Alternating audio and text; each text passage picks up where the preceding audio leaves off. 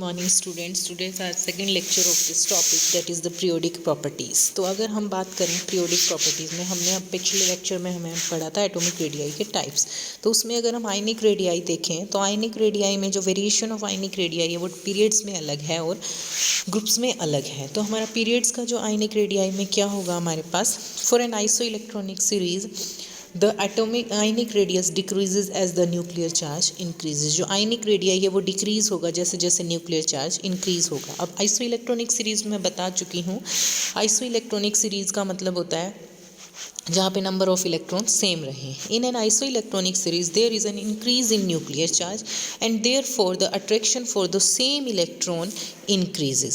As a result, the electrons are pulled more and more strongly and thus ionic radius decreases. अगर हम बात करें इन सब में N3 negative, O2 negative, F negative, Na plus, Mg2 plus and Al3 plus, सभी में जो electrons हैं वो सेम है, लेकिन न्यूक्लियर चार्ज जो है वो इंक्रीज हो रहा है।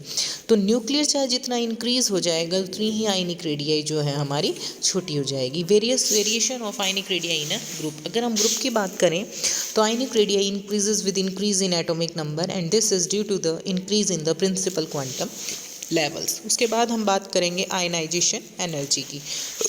आयनाइजेशन एनर्जी होती क्या है? The amount of energy required to remove the most loosely bound electron from an isolated gaseous atom. जितनी एनर्जी हमें चाहिए आइसोलेटेड गैशियस एटम से एक electron, most loosely bound electron निकालने के लिए, उसको हम आयनाइजेशन एनर्जी बोलते हैं। इसे हम आयनाइजेशन पोटेंशियल भी बोलते हैं। इसकी जो यूनिट है that is a kilo calorie पर मोल या फिर किलो जूल पर मोल और इलेक्ट्रॉन वोल्ट पर एटम। उसके बाद हमारा आता है factors on which the ionization energy depends. First is the size of the atom. Size of the atom में क्या है? The distance between the electron and the nucleus, that is the size of the atom. The attractive force between the electron and the nucleus inversely proportional to the distance between them. यानी कि अगर size जो है आपका छोटा होगा, size छोटा होगा तो जो है इलेक्ट्रॉन ज़्यादा स्ट्रांगली हेल्ड होगा न्यूक्लियस से और उसे इलेक्ट्रॉन को लूज करने में ज़्यादा आयनाइजेशन एनर्जी लगेगी। जैसे कि हम देखें, as a result it becomes easier to remove the electron and therefore ionization energy decreases with increase in atomic size. जितना बड़ा साइज होगा इलेक्ट्रॉन लूजली बाउंड होगा न्यूक्लियस से और उसकी वजह से जो है आयनाइजेशन एनर्जी कम होगी। उसके बाद हम देखें charge on the nucleus. Charge से जो है वो attractive force between the nucleus and the electron increases with increase in nuclear charge. क्योंकि जैसे जैसे चार्ज इंक्रीज होगा the force of attraction is directly proportional to the product of charges on the nucleus and that on the electrons and thus with the increase in nuclear charge it becomes more difficult to remove the electron and ionization energy increases. उसके बाद हम बात करते हैं screening effect की। अब screening effect होता क्या है? मल्टी इलेक्ट्रॉन एटम्स में the outermost electron are shielded और screen from the inner electrons from the nucleus by the inner electrons and this is known as the shielding or screening effect. अब Z effective हमारा effective nuclear charge है, कैसे निकलता है? Total charge में से हम स्क्रीनिंग कांस्टेंट को निकाल देते हैं। ठीक है, तो ये क्या कह रहा है? An increase in the number of electron tend to decrease in the ionization energy. क्यों? क्योंकि जैसे जैसे नंबर ऑफ इलेक्ट्रॉन्स इंक्रीज हो जाते हैं, if the number of electron in the inner shell is large the screening effect will be large.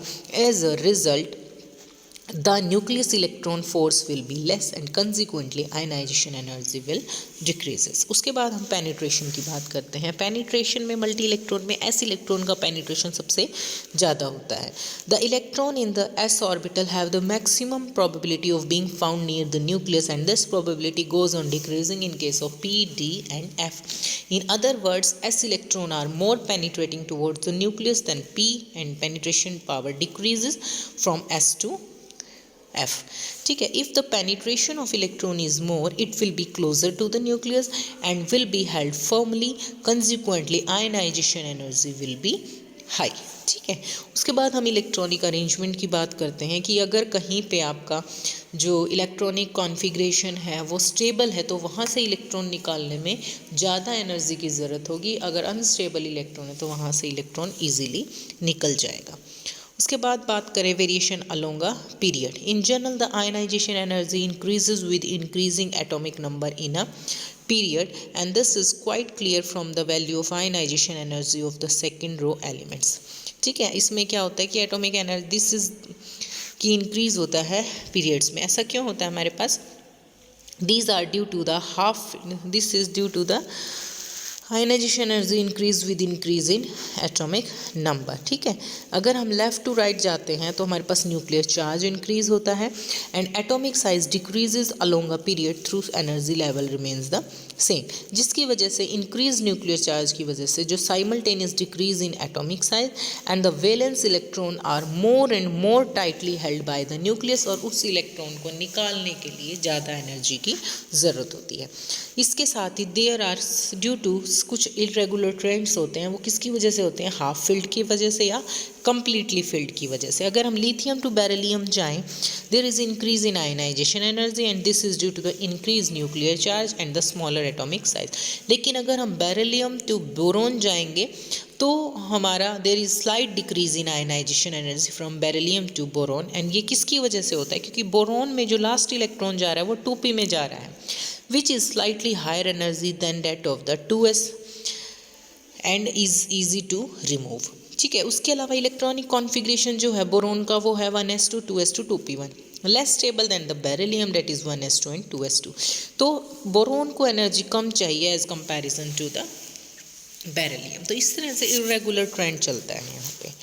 उसके बाद हम देखें successive ionization. Successive ionization energy कैसे है? मान लो हमने फर्स्ट इलेक्ट्रॉन निकाला तो फर्स्ट आयनाइजेशन एनर्जी होगी, फिर सेकंड इलेक्ट्रॉन निकाला तो वो सेकंड आयनाइजेशन एनर्जी होगी, फिर हमने थर्ड इलेक्ट्रॉन निकाला तो वो आपका थर्ड आयनाइजेशन एनर्जी हो जाती है। ठीक है, तो इसमें क्या बात करेंगे हम? जैसे हमने बात की आयनाइजेशन एनर्जी फर्स्ट की, एक लिया। अब लिथियम के केस में लें तो लिथियम के केस में अगर हम आते हैं तो फर्स्ट इलेक्ट्रॉन जब निकालते हैं तो वो 520 किलो जूल में ही निकल जाते हैं, क्योंकि इलेक्ट्रॉनिक कॉन्फ़िगरेशन आपको पता है 1s2 2s1 होता है। तो 1 इलेक्ट्रॉन निकालने के बाद जो है वो स्टेबल इलेक्ट्रॉनिक कॉन्फ़िगरेशन अटेन कर लेता है। लेकिन अगर हमें सेकेंड इलेक्ट्रॉन निकालना है तो वो स्टेबल इलेक्ट्रॉनिक कॉन्फ़िगरेशन से निकालना पड़ेगा।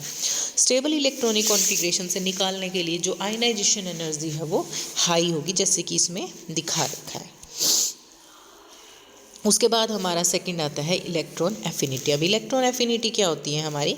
The amount of energy released when an electron is added to an isolated gaseous atom is known as the electron affinity। जैसे X plus electron give rise to X negative and energy that is the electron affinity। ठीक है, अब इसमें क्या है? The magnitude of electron affinity measures the ability of an atom to hold an additional electron. If an atom has more tendency to accept an electron, large energy will be released. Consequently, electron affinity will be high. On the other hand, if an atom has less tendency to hold the electron, a small amount of energy will be released and leading to a small value of electron affinity. It can be positive or negative. When energy is released during the addition of an electron, the electron affinity is taken as positive।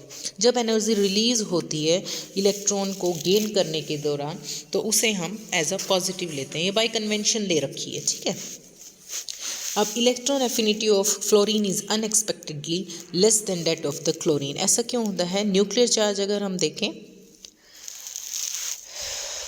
उससे पहले हम देखेंगे कि किन किन factors पे ये depend करता है। ठीक है, तो इसमें अगर हम देखें first nuclear charge, electron affinity increases as the nuclear charge increases. This is due to the greater attraction for the incoming electron of if nuclear charge is high. दूसरा साइज, अगर हमारा साइज जो है कम होगा with the increase in size of the atom, the distance between the nucleus and incoming electron increases and this results in lesser electron and consequently electron affinity will be decreases. Electronic configuration, the element having stable electronic configuration of half and completely filled valence subshells show very small tendency to accept the additional electron and thus electron affinity are low or almost zero।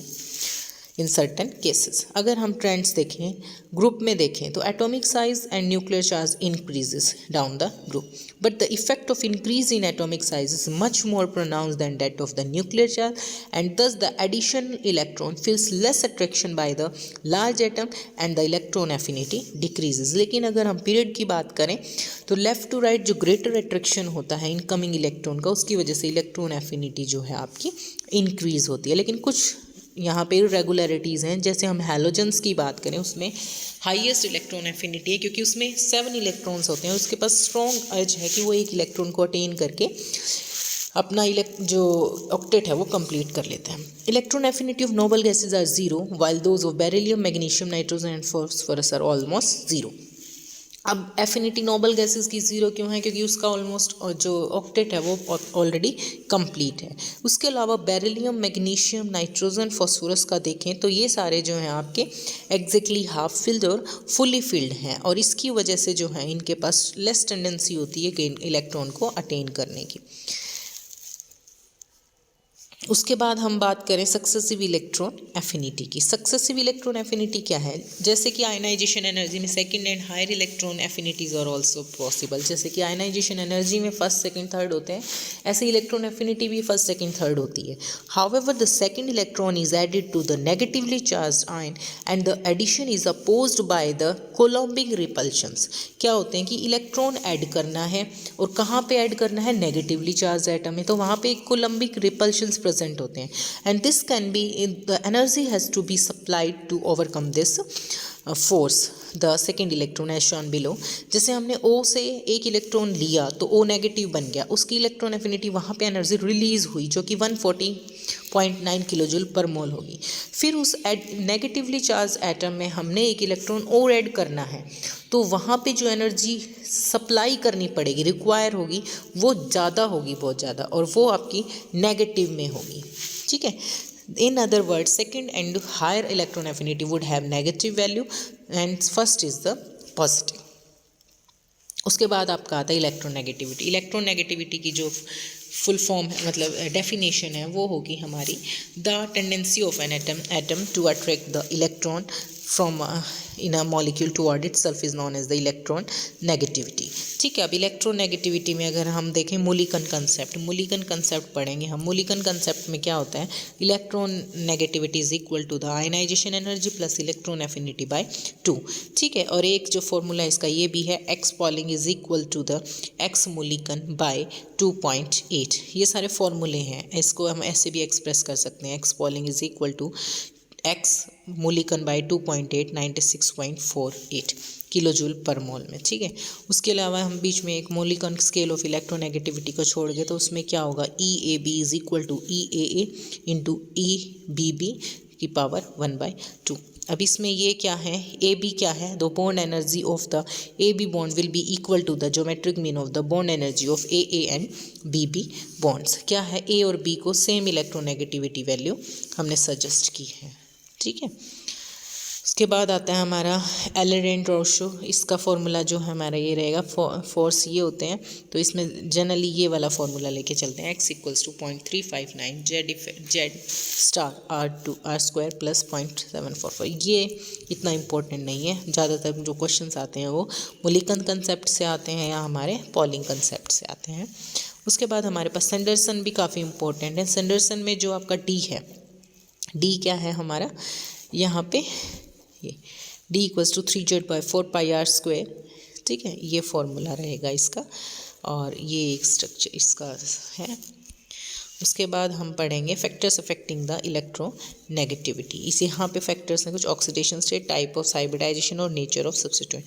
Oxidation state अगर हम लेते हैं तो different oxidation state में है, तो अगर oxidation state बढ़ रही है हमारी, मोर ऑक्सीडेशन स्टेट है, तो वहाँ पे पॉजिटिव चार्ज इंक्रीज हो रहा है। पॉजिटिव चार्ज ज़्यादा है, इसका मतलब इलेक्ट्रोनेगेटिविटी उसकी ज़्यादा होती चली जाएगी। ठीक है, और अगर इलेक्ट्रोनेगेटिविटी डिक्रीज़ होगी जब नेगेटिव चार्ज इंक्रीज़ होगा। दूसरा है type of hybridization, sp sp2 sp3। sp में s करेक्टर सबसे ज़्यादा है, उसकी वजह से उस s पता है आपको कि s इलेक्ट्रॉन सबसे ज़्यादा न्यूक्लियस के करीब होते हैं और न्यूक्लियस के पास होने की वजह से उसकी अट्रैक्शन ज़्यादा होती है और इलेक्ट्रोनेगेटिविटी सबसे ज़्यादा होगी sp में, फिर कम होगी sp2 में और सबसे कम होगी sp3 में। अगर हम बात करें नेचर ऑफ सब्स्टिट्यूएंट की, नेचर ऑफ सब्स्टिट्यूएंट में क्या है हमारे पास कि अगर हमारे पास इलेक्ट्रॉन डोनेटिंग ग्रुप प्रेजेंट है, इलेक्ट्रॉन डोनेटिंग ग्रुप प्रेजेंट है तो आपका इलेक्ट्रोनेगेटिविटी जो है वो कम होगी, और अगर आपका इलेक्ट्रॉन विड्रॉइंग ग्रुप प्रेजेंट है तो आपकी इलेक्ट्रोनेगेटिविटी जो है सबसे ज़्यादा होगी। Thank you so much, that's all for today.